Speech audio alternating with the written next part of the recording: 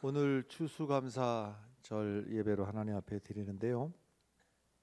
신명기 16장 13절의 말씀에 너희 타작마당과 포도주 틀의 소출을 거두어 드린 후에 이레 동안 초막절을 지킬 것이요 이랬습니다. 이 초막절에 해당되는 것이 오늘날 추수감사절인데 일주일 동안 지킵니다. 일주일 동안 이 초막절, 장막절이라고도 하고 초막절이라고도 하는데 이 초막절을 지내는 것이 말 그대로 광야로 나가서 종려나무 가지를 가지고 초막을 지어놓고 집 놔두고 멀쩡한 집 놔두고 그 광야로 나가서 초막에서 일주일을 지내는 겁니다. 그러면 자녀들이 반드시 묻게 되어 있습니다. 아버지, 왜 멀쩡한 집 놔두고 이 광야에 나와서 이 고생을 합니까? 모든 게 불편하지요. 모든 게 먹는 것, 자는 것, 생활하는 것 다가 불편합니다. 그럴 때에 이것은 우리가 초막절을 이렇게 지내는 것은 옛날에 하나님께서 우리가 저 애굽 땅에 종되었을 때에 우리 조상들의 부르짖음을 들으시고 그 애굽에서 여차저차해서 우리를 구해내 주셨는데 그 과정 가운데 10가지 재앙이 있었고 또 10번째 재앙은 어떠했으며 또 나오던 중에 홍해가 앞에 가로막혔는데 그 홍해를 하나님께서 건너게 하셨고 광야 40년 길을 가는 동안에 의복이 헤어지지 않게 하셨고 신발도 헤어지지 않게 하셨고 하늘에서 만나를 먹여주셨으며 낮에는 구름 기둥으로 밤에는 불 기둥으로 우리를 그렇게 인도하셔서 오늘 우리에 이렇게 이르게 된 거야 하는 과거에 대한 회상이 하나가 있고요. 또 하나는 그런데 그때에 비해서 오늘 우리가 사는 모습이 얼마나 감사하냐. 그때 그 고생하면서 애굽에서 노예 생활하던 시절도 있었는데 지금 우리가 먹고 사는 게 얼마나 감사하냐. 그래서 이 두 가지예요. 하나는 과거에 대한 회상, 하나는 현실에 대한 감사. 이것으로 하나님 앞에 초막절, 장막절을 지키는 것인데 여러분 우리도 추수감사절을 맞이해서 우리의 믿음이 과거를 돌아보면서 또 오늘날 우리가 사는 것에 대해서 하나님 앞에 감사가 넘쳐나는 그런 추수감사절 절기가 되기를 바랍니다. 불과 한 세대 전, 한 30년 전쯤 또 조금 더만 이렇게 생각을 해봐도 우리가 참 그런 시절이 있었나 싶을 만큼 어려운 시절을 지냈습니다. 집집마다 난방은 대부분 연탄이었습니다. 그래서 연탄 아궁이에다가 연탄을 넣고 그 연탄도 또 지금 생각해 보면 질이 그렇게 좋지 않았던 것 같아요. 요즘 연탄은 훨씬 더 질이 좋은 것 같아요. 그나마도 요즘은 연탄을 거의 안 씁니다만은 자다가 말고서도 연탄을 갈아야 됐고 꺼지게 되면은 냉골에서 지내야 됐고 그 집집마다 연탄 가스 한 번씩들 안 맡아본 집들 드물 만큼 심지어는 연탄 가스 중독이 돼가지고 죽는 사람도 있었고 지금 생각해 보면 연탄 가스를 그렇게 마셨으면 심각하게 응급실을 가야 될 상황인데 병원 갈 형편이 안 됐던 거죠. 의료 시설도 그렇게 많지가 않았고 병원 갈 여력도 안 됐던 거예요. 그러니 그 연탄가스 중독된 사람이 하는 일이라고는 동치미 국물 마시고 그냥 자빠져 누워 있는 것밖에 할 일이 없었던 거예요. 더 이상 조치할 게 없었던. 그냥 누워 있었던 거예요, 하루 종일. 빨래, 찬물에, 더운 물이 어디 있습니까? 찬물에 손이 얼어가지고 그 언손을 녹여가면서 빨래를 내서 널어놓으면, 겨울이면 깡깡 얼어가지고, 이게 무슨 황태도 아니고 얼었다 녹았다 며칠이 가도 말릴 생각을 안 하고 그러던 시절을 우리가 살았어요. 그 과거를 돌이켜보고 지금을 돌아보니 하나님의 은혜에 감사할 것뿐이다. 할렐루야. 시편 95편 6절 7절의 말씀을 보면, 오라 우리가 굽혀 경배하며 우리를 지으신 여호와 앞에 무릎을 꿇자. 그는 우리의 하나님이시요 우리는 그가 기르시는 백성이며 그의 손에 돌보시는 양이기 때문이다. 그러니까 하나님이 목자가 양을 돌보듯이 하나님이 우리를 모든 것, 양은 목자가 모든 것이 손이 가야 되는데 하나님께서 우리들의 삶의 모든 것에 관여하시고 오늘까지 은혜로 인도하셨습니다. 할렐루야. 철새들이 바다를 건너가고 이동하고 하는 거 보면 참 신기하지요. 대서양 바다도 건너가고 그렇습니다. 열흘 이상씩을 갖다가요, 또 많게는 한 보름 정도씩을 계속 날아갑니다. 근데 왔던 곳으로 다 다시 돌아가고 참 신기하죠. 무슨 이 철새들이 지도책을 갖고 있는 것도 아니고 무슨 바다 위에 무슨 보이는 선이 있는 것도 아니고 말이죠. 바다를 건너가는데 내비게이션이 있는 것도 아니고. 조류학자들 얘기는 적어도 학습하거나 노력해서 되는 일은 아니다, 이렇게 얘기를 하는데, 성경에서 뭐라고 하는지 보면 욥기서에 39장 26절의 말씀에 보면, 매가 떠올라서 날개를 펼쳐 남쪽으로 향하는 것이 어찌 내 지혜로 말미암음이냐. 말하자면 매가 남쪽으로 날아가는 것도 거기에 하나님의 뜻이 거기 있다. 하나님의 계획에 의해서다. 이것을 예수님께서는 마태복음 10장 29절에 이렇게 말씀하십니다. 참새 2마리가 한 아사리온에 팔리지 않느냐. 그러나 너희 아버지께서 허락하지 아니하시면 그 하나도 땅에 떨어지지 아니하리라.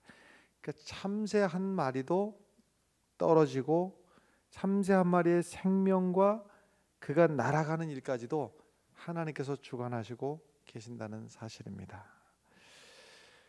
아이들이 처음에 태어나서는 엄마 품속에서 아주 수능을 잘 하다가 이제 점점 힘이 생기죠. 그래서 돌쯤 되면은 이제 한두 발짝 걷게 됩니다. 근데 걸어보니까 재밌거든요. 그 전까지는 자기 의지와 상관없이 꼼짝 못하고 있다가 자기 발로 걸으니까 세상 만난 겁니다. 다리에 이제 힘이 좀 뻗치고 조금 이제 여기저기 걸어 다닐 때가 되면 그때 하는 짓이 무슨 짓을 하는가 하면, 옆에 이제 걱정되니까 아버지, 할아버지가 손을 붙들어 주려고 그래도요, 그때 하는 짓이 뭐냐면 손 탁 부딪힙니다. 이게 뭐냐면 이제 내 맘대로 가겠다는 거예요. 날 간섭하지 마세요. 내 맘대로. 그럼 어떻게 합니까? 아마 그때 딱 겪어보는 일들인데, 하도 그렇게 뿌리치니까는 뻔히 알면서도 조심 이렇게 지켜보면서도 걸어가게 하면 지 맘대로 갈 수 있을 것 같으나, 가다 보면 걸려 넘어질 만한 돌이 있기 마련이고 미끄러진 것도 있기 마련이고, 또 내 다리 힘으로 다 갈 수 있을 것 같아도 아직 불안정해가지고 지 발에 지가 걸려서 넘어지기도 하고, 그래서 팍 넘어져서 무릎팍이 팍 깨지고 나면요, 으앙 하고 그 다음에는 손 내밀면 어떡합니까? 그때는 얼른 줍니다. 손을 주고 날 좀 잡아 주십시오 하고서는 손을 주죠. 근데 아버지가 그 손을 잡고 걸어가면 절대 안 넘어집니까? 그렇진 않아요. 지가 혼자 가다가도 걸려 넘어지지만 아버지가 붙들어줘도 넘어지긴 넘어져요. 그러나 아까처럼 완전히 엎어지지는 않는단 말이에요. 넘어지려고 하면 딱 붙들어 주니까.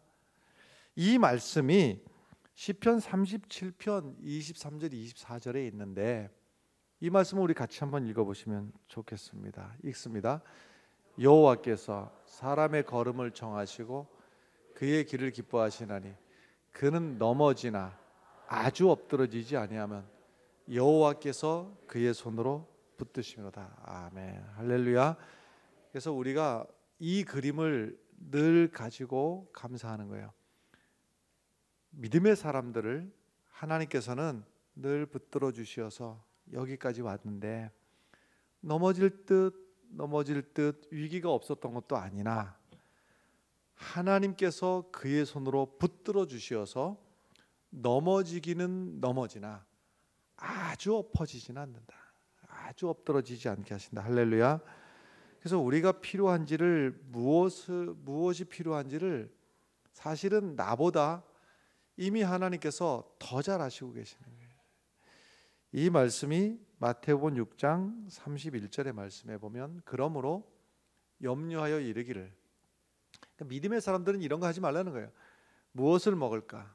무엇을 마실까? 무엇을 입을까?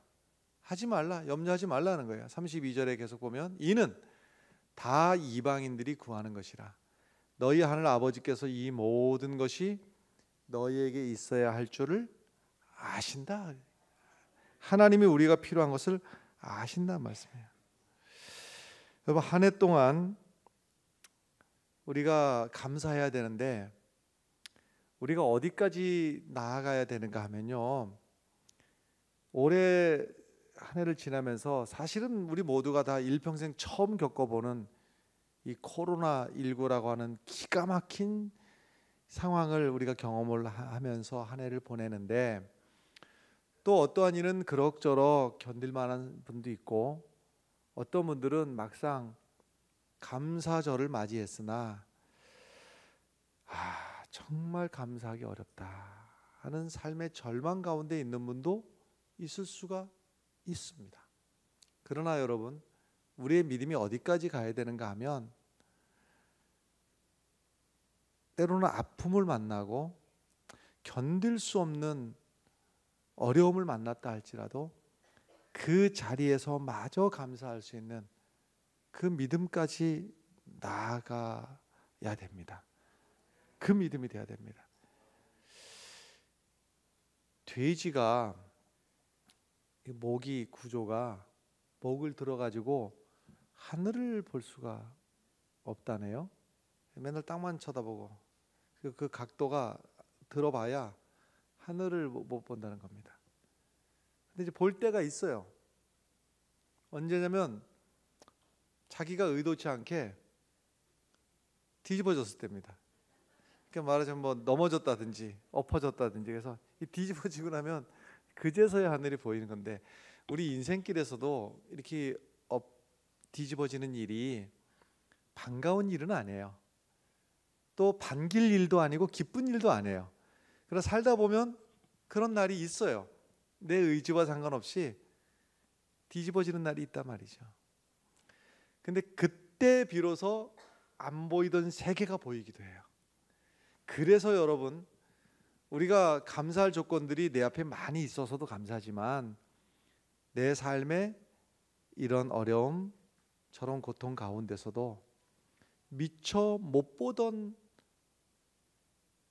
영적인 세계를 볼 수 있는 기회가 되기를 바라고, 또 그때도 감사할 수 있는 위대한 신앙들이 되었으면 참 좋겠습니다. 저 종로에 가면, 종로 아세요? 몰라요? 종로에 가면 피보 약국이라는 약국이 있어요. 피부를 보호한다. 피보 약국. 김광석이란 분이, 이분이 처음 시작을 했는데, 성균관대 약학과를 졸업을 해가지고 제약회사를 취직을 하려고 그랬어요, 이분이요. 근데 제약회사에 낙방을 했습니다. 그래서 어떻게 할까 하다가 2년도 1966년도에 스카라 극장 옆에 조그마한 약국을 하나 이제 인수를 해가지고 근데 이 약국이 뭐 위치적으로도 구석진데 있고 사람들이 잘 오지 않는 곳에 있는 거예요. 잘 영업이 잘 안 되는 겁니다. 쉽게 말해서 어떻게 할까 생각하다가 다른 약국에 보다도 더 뭔가 특별한 거를 좀 만들어 팔아야 되겠다. 그래서 그 무엇을 할까를 생각을 여러 날을 한 거예요. 무엇을 할까를. 그래서 잠도 안 자고 뭘 할까 하다가 좋은 아이디어가 떠올랐어요.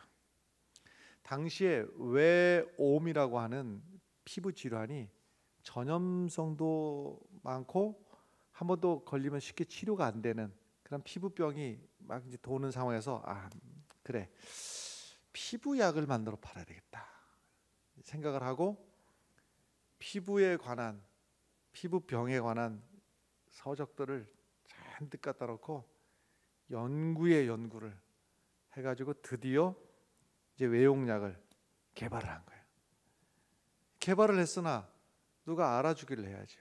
그래서 어쩌다 약국에 오는 손님에게 강제로도 그가 피부병이 있든 없든 강제로 하여튼 그 손에 쥐어주고 누구 주변에 피부병이 있으면 이 약 좀 갖다 발라주라고. 그래서 여기저기 자꾸 이제 샘플을 갖다가 이제 지금 이렇게 나눠주다 보니까 이게 소문이 난 거예요. 소문이 나가지고 나중에는 이게 소문에 소문을 더해가지고서는요 피부 약국에 가면 피부병에 관한 한은 못 고칠 병이 없다. 이 소문이 이제 서울 시내 바닥에 서울시뿐만 아니라 전국적으로 이제 소문이 퍼져가니까 그래서 1966년도에 만든 약국이 1970년대에 막 돈을 갖다가 막 긁어모으는 엄청난 유명한 약국이 되었어요. 근데 이분이 아주 독실한 불교 신자였습니다. 그래서 도봉산에다가 절도 졌습니다. 이분이 전액 헌금을 해갖고 절 짓는데 교회 짓는 것보다 돈 더 많이 들어갑니다. 그래서 절도 짓고 절에 신도회 가입한 사람들이 1000명도 넘는데 그 신도회장을 하면서 그 절을 갖다가 딱 뒷받침을 해주고. 근데 이제 뜻하지 않게 어려움을 겪게 되는데 전국에 있는 약국들에서 서로 우리도 그 약 좀 받아다 팔 수 없느냐고. 근데 이분이 별 생각 없이 나쁜 뜻도 아니고 그냥 굳이 마다할 이유가 없으니까 이 약국 저 약국에 이제 달라는 대로 준 거예요. 근데 그게 전국에 60개 약국에서 이걸 받았었는데 이게 나중에 알고 보니까 이게 법 위반이 되는 거예요. 말하자면 무허가 제약에 해당되는 거예요. 이게 무허가 제약에. 그래가지고서는 보건범죄 단속에 걸려서 심각한 상황이 돼버린 거예요. 갑자기. 그래서 그냥 엉겹결에 이제 도망을 가서 불교 신자니까 이절 저절을 다니면서 6개월을 이절 돌아다니게 되는데 나중에는 아예 이제 극단적인 생각까지 하고 내가 내 손으로 명을 끊어야 되겠다 하고 생각하고 찾아간 것이 양산에 있는 통도사 절을 찾아가서 거기서 이제 이 세상 끝내려고 들어서 빈 방에 절의 빈 방에 가만히 보니까 저 구석에 신문이 하나가 있는데 신문을 집어서 무심결에 딱 봤는데 작은 제목이 뭐냐면 무면허 약사법 위반 8억 선고. 그걸 보고 처음에 씩 웃었답니다. 이분의 표현대로 하자면 나 같은 놈이 또 있네. 그리고 가만히 읽다 보니까 자기 얘기요. 이 기사가 자기 얘기란 말이에요. 자기 얘기. 그 순간에 말이죠. 마치 이제까지 살아온 동안에 이 신문을 누가 여기다 갖다 놨을까? 마치 누군가가 이제까지 나를 관찰하는 듯한 느낌을 받은 거예요, 이분이요. 그러면서 자기도 모를 소리가 자기 입에서 툭 튀어나오게 되는데, 이 독실한 불교 신자가 자기도 모르게 하나님 소리가 나온 거예요. 그러면서 하나님, 혹시 지금 나를 시험하시는 겁니까? 만약에 이게 하나님의 시험이라면 이 시험을 내가 좀 합격하고 싶습니다. 그리고 이 시험이 끝나면 내가 하나님 믿겠습니다. 그러니까 누가 전도를 한 것도 아닌데 자기 입으로 하나님을 부르고 자기 입으로 하나님을 믿겠다고 그 고백을 하고 나서 그 즉시로 산을 내려와서 자수를 하고 형을 받았는데요. 징역 3년형, 집행유예 5년, 그리고 벌금 8억 3천만 원을 부과를 받았습니다. 근데 이 와중에 남은 게 하나 있잖아요. 하나님을 만났잖아요. 육신적으로 보면 경제적으로 파산, 모든 신뢰 추락 다 잃어버렸으나 이 엎어진 자리에서 하나님을 만났단 말이에요. 할렐루야. 그러니 남은 것이라고는 성경 보는 일, 기도하는 일, 성경 보고 기도하고 성경 보고. 이분이 지금은 이제 소망교회 장로님이에요. 서울 소망교회 장로님이신데 요즘 근황이 어떠신가 알아보니까 작년에도 소망교회 헌금 1위더라고요, 이분이요. 그래서 이분이 이제 기도하던 중에 하나님 길을 열어주십시오. 그 지혜를 주시는 게, 너 지금까지 연구한 게 피부에 관한 연구를 했는데 그 잘하는 거 하면 되지 않냐.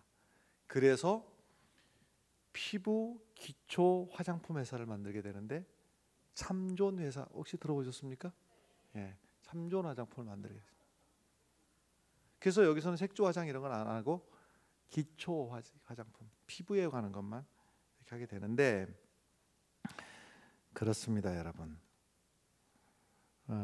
우리가 살다 보면 넘어질 수도 있고 뒤집어질 수도 있고 그 자리마저도 하나님 앞에 감사하는 자리가 되기를 바라요.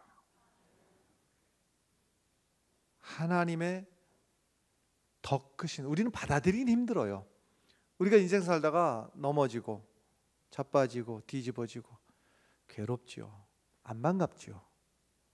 그러나 그 자리에서 낙심하지 말고 하나님의 선한 뜻이 있다. 할렐루야. 이스라엘하고 유대 나라가 본래 안 친했는데 어찌하다 보니까 같이 동맹을 맺고 또 에돔 나라까지 동맹을 맺고 이렇게 세 나라가 북이스라엘, 남유다, 그다음에 에돔 이렇게 동맹을 맺고 모압하고 싸우려고 가던 중에 싸우기도 전에 물이 떨어졌어요. 그러니까 이게 싸워서 지는 게 아니라 물 못 먹어갖고 전멸하게 생긴 기가 막힌 상황이 된 거예요. 엘리사 선지자를 찾아갔습니다. 엘리사 선지자에게 어떻게 하면 좋겠느냐고 좀 도와달라고. 그러니까 엘리사 선지자가 이렇게 알려준 것이 열왕기하 3장 16절의 말씀에 있어요.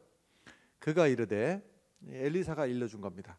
여호와의 말씀이 이 골짜기에 개천을 많이 파라 하셨나이다. 골짜기에 개천을 많이 파라, 이게 무슨 소리예요? 지금 비가 하나도 안 와갖고 지금 마실 물이 없어가지고 계곡마저 바싹 말라버린 상태인데 이 골짜기에 개천을 파라.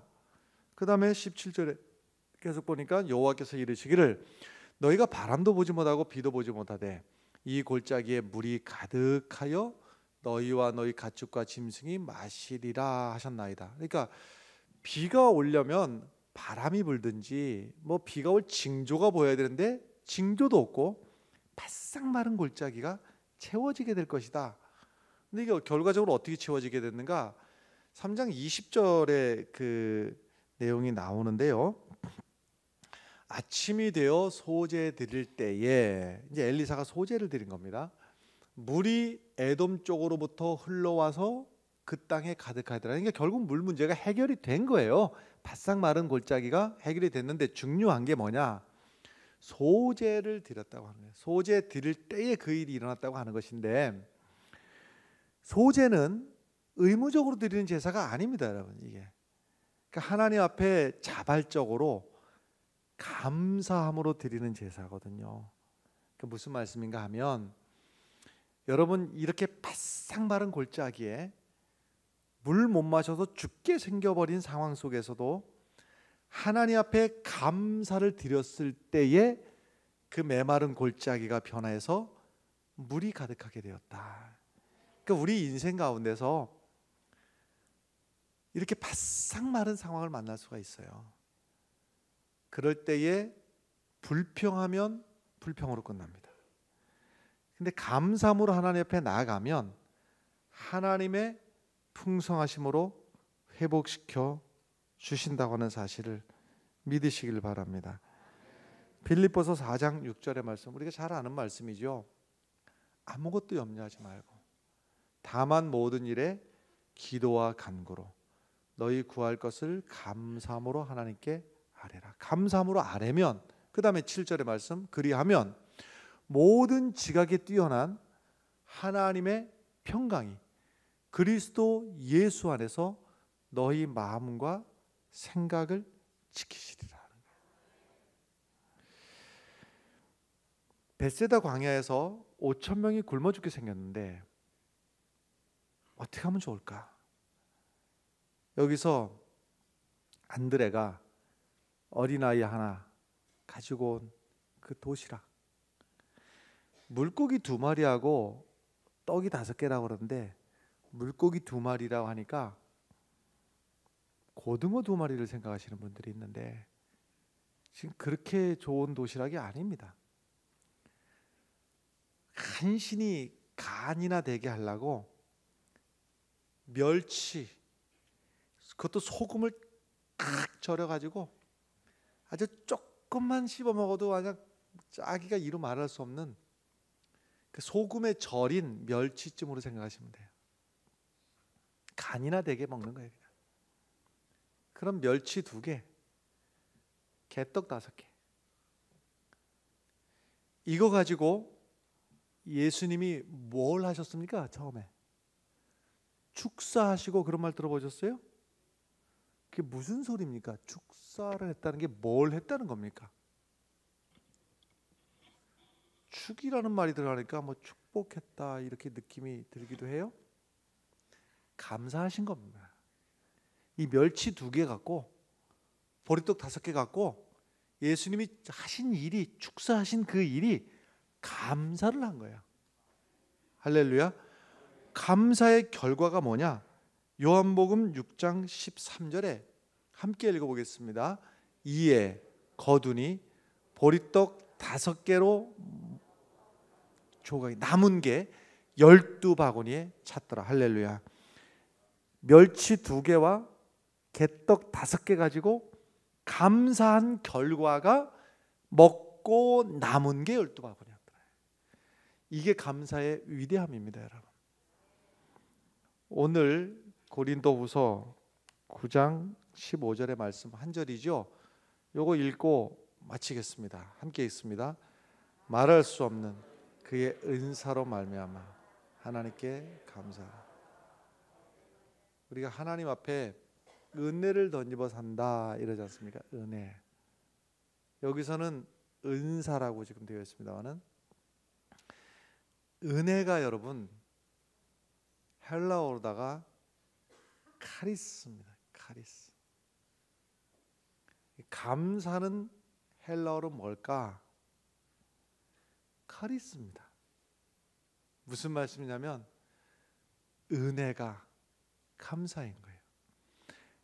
감사하는 사람에게 은혜가 넘치고 은혜 받은 사람이 감사할 수 있고, 여러분 이 은혜가, 감사가 우리 삶에 끊이지 않도록, 신앙은 훈련입니다. 고기도 먹어본 사람이 한다고 감사도 해본 사람이 하는 거예요. 우리가 늘 나를 훈련시키는 거예요. 하나님의 은혜에 감사하다, 감사하다. 이 은혜가, 이 감사가 끊어지지 않으면 은혜도 마르지 않습니다. 은혜의 주인공들이 되시길 바래요. 기도하겠습니다.